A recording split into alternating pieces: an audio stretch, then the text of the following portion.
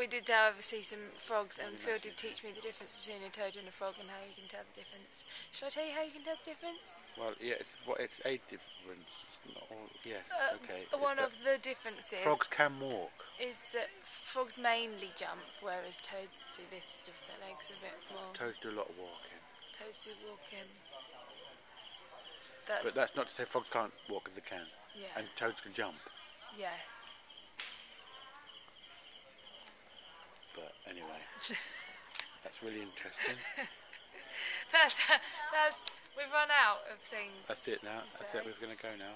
We're signing out now because I think don't know about you, but I'm bored out of my mind.